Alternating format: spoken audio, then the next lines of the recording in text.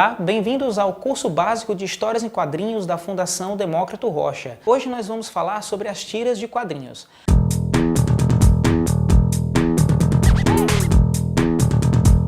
Creio que vocês já tenham visto bastante as tiras de quadrinhos nos jornais, né? Inclusive é um tipo de publicação muito tradicional dos periódicos diários, dos jornais. As tiras de quadrinhos são basicamente narrativas curtas, com sequências de imagens interligadas, né, pelo seu conteúdo, que podem ter texto ou não, podem ter onomatopeias. Geralmente são usadas para transmitir mensagens de humor, existem as tiras de aventuras. Bom, os temas são muitos, né, mas o mais comum são os de humor, crítica social, crítica de costumes. As tiras de quadrinhos têm uma importância histórica até para a história das histórias em quadrinhos, né? Tem uma importância histórica pelo fato de que a primeira história em quadrinhos foi exatamente uma tira. Uma publicação americana chamada Yellow Kid foi a primeira história em quadrinhos com todos os elementos, os balões, os requadros, as onomatopeias.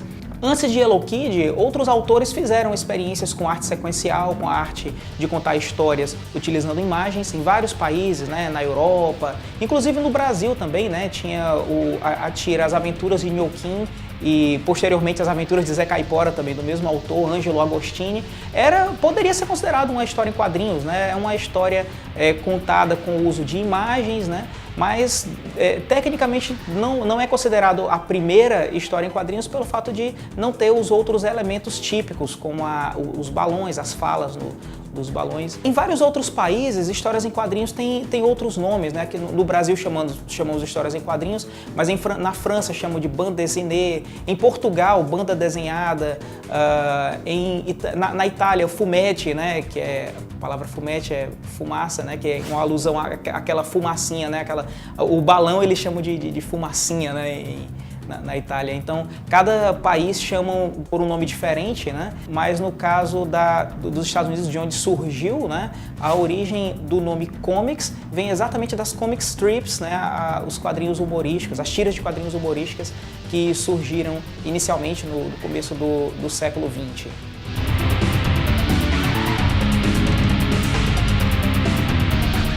O que define uma tira de quadrinhos basicamente é o seu formato, né? Geralmente, quando a gente pensa numa tira de quadrinhos, a gente lembra daquela tira diária, retangular, né? Mas existem vários formatos diferentes, né? Eu vou apresentar aqui para vocês, vou citar para vocês os formatos que são mais importantes a gente conhecer, especialmente para quem está pensando em fazer, né, publicar ou até viver mesmo de fazer histórias em quadrinhos. O formato mais tradicional das tiras de quadrinhos é o formato da tira diária, né? Aquele formatinho retangular, sequência de 3 ou 4 quadrinhos narrando a história, né? Tem a tira dominical. A tira dominical ela permite uma liberdade maior. Cada jornal tem o seu padrão, né? Na verdade, bem maior do que uma tira diária.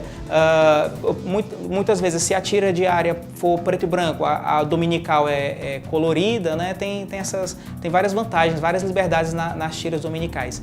E tem as tiras para a internet, né? As webcomics. Essas sim tem uma grandíssima liberdade de produção, de criação em cima delas, né?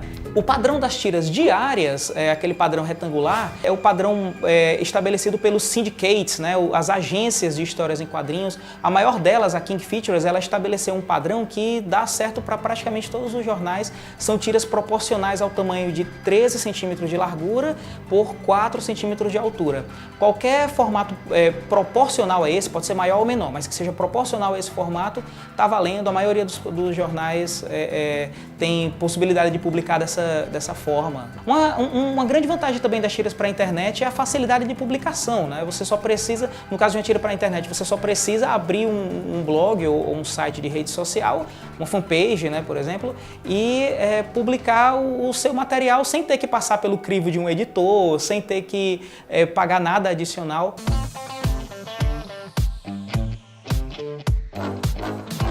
Agora que a gente já sabe um pouco mais sobre tiras de quadrinhos, agora eu vou mostrar para vocês um passo a passo como se produzir uma tira de quadrinhos, pelo menos o método que eu uso, né, ao fazer as minhas tiras. Nas tiras de quadrinhos, tudo parte de uma ideia, né? Na verdade, qualquer história em quadrinhos, né, tudo vem de uma ideia. E essa é a parte mais subjetiva de todas.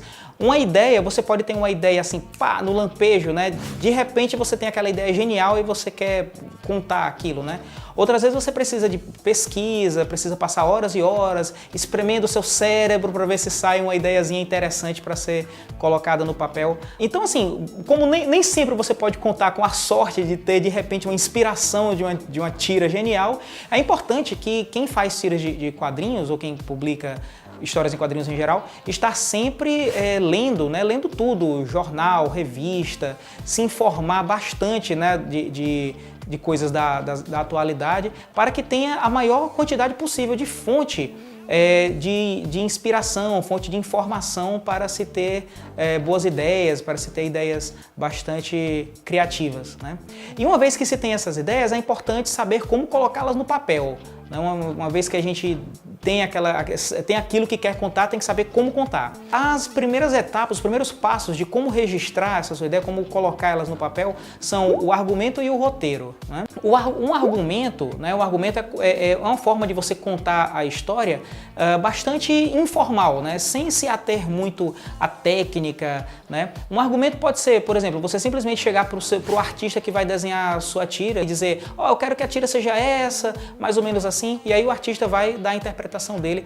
Inclusive, um exemplo muito interessante de um argumento feito de forma informal era a maneira como Stan Lee trabalhava nos quadrinhos que ele criava, né? Dizem que ele, como ele tinha que produzir muitas revistas em quadrinhos ao mesmo tempo, não dava tempo dele escrever o roteiro bem bonitinho para passar para cada um dos artistas. Muitas vezes ele chegava para o artista, contava a história para o artista ou escrevia em prosa mesmo a história para que o artista lesse e desse a interpretação dele, desenhasse a sequência de imagens e depois aqui ia ver, escrever os diálogos, né? Isso ia ser visto depois. Então o Stan Lee basicamente passava para os seus artistas a história apenas na forma de argumento, um breve relato de como ele queria que a história acontecesse, e acontecia e dava certo, né? É o que é descrito como o método Marvel de produção. Mas um argumento pode ser feito de várias maneiras possíveis. Pode ser rabiscado num papel com bonecos de palitinho, pode ser escrito em prosa, manuscrito ou digitado. Enfim, o argumento é uma maneira informal de se contar a história. O roteiro já é um pouco diferente. O roteiro exige uma certa formalidade. Pode ser feito na forma de texto ou assim, como dizem, na forma de layout, né, usando imagens. No roteiro da forma de texto, você descreve cada quadrinho em todos os seus detalhes, pelo menos os detalhes importantes, né? Quais personagens estão naquele quadrinho, a expressão facial, os diálogos, o tamanho do quadrinho, o formato do quadrinho, tudo isso é descrito com palavras num roteiro feito na forma de texto. O roteiro que usa imagens, ao invés de descrever o que vai ser mostrado, faz-se um desenho simples, né, de cada uma daquelas cenas, mas mesmo assim, um roteiro feito na forma de imagem também exige uma certa formalidade, né, para definir os diálogos, o tamanho dos quadrinhos, essas coisas, né. Uma vez tida a ideia, deve ser passada no papel na forma de argumento e posteriormente do roteiro. Uma vez que a gente tem a ideia, que já passa essa ideia para o papel de uma forma que seja fácil de você transmitir ou de você olhar depois e lembrar como foi a história, né, que você pensou. Enfim, uma vez feito o roteiro, a gente parte para a fase de desenhos, né, que aí você vai começar a produção da tira em si. Os desenhos, preferencialmente, devem ser feitos a lápis inicialmente, né, porque enquanto você está desenhando, vai errar muitas vezes, vai precisar apagar, refazer. Melhor começar a fazer com o desenho a lápis, usar uma borracha que não estrague o papel na hora de apagar, não é? Então os desenhos devem ser feitos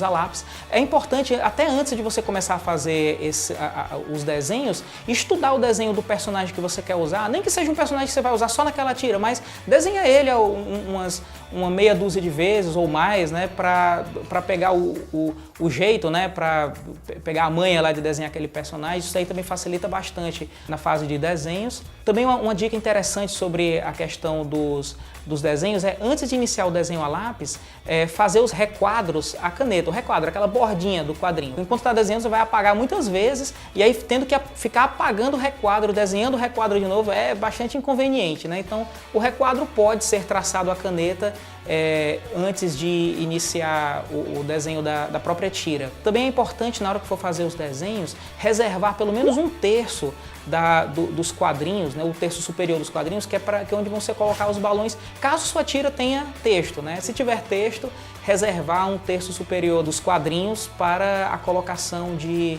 balões. E a gente fala de desenhos, mas assim, as histórias em quadrinhos, tanto as tiras como outros tipos de histórias em quadrinhos, não precisam ser narradas necessariamente com desenhos. Podem ser qualquer tipo de imagem. Aí vale fotografia, vale colagens.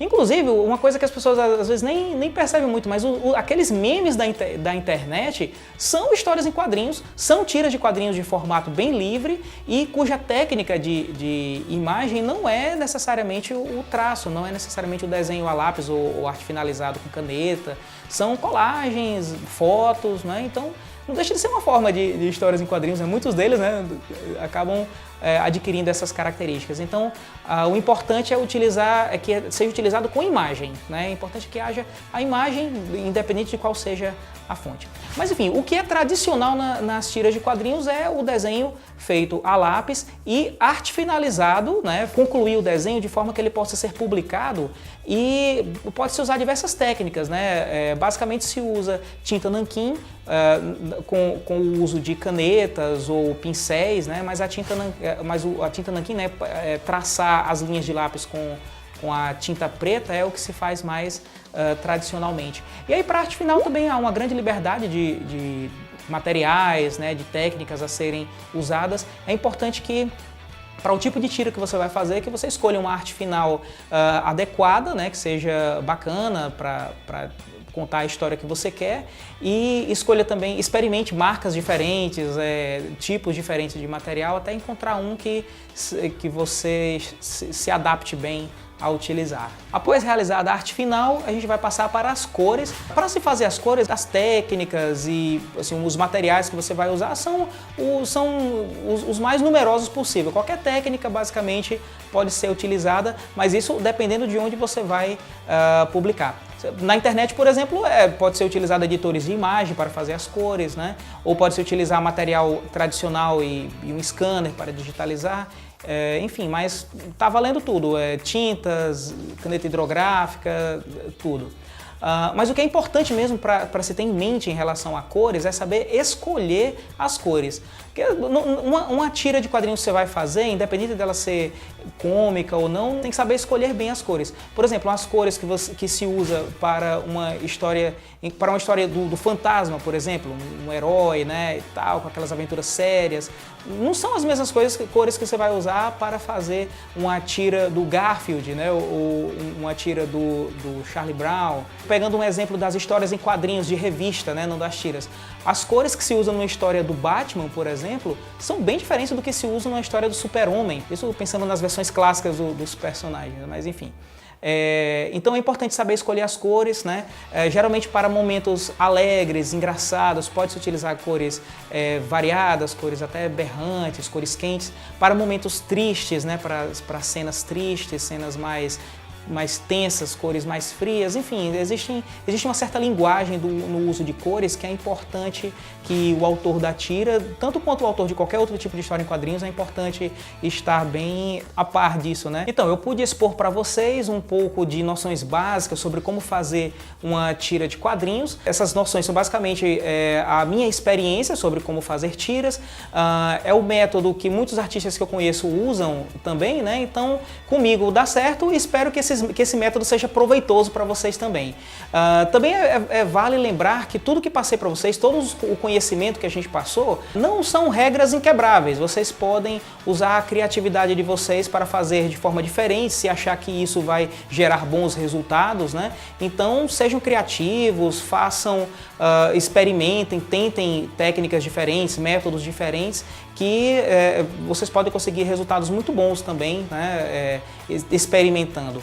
Então é isso, espero que vocês tenham gostado deste módulo do curso básico de Histórias em Quadrinhos da Fundação Demócrito Rocha, o módulo sobre tiras de quadrinhos. Vocês se estimulem a fazer bastante tiras, sejam bastante criativos, e é isso, saiam por aí desenhando.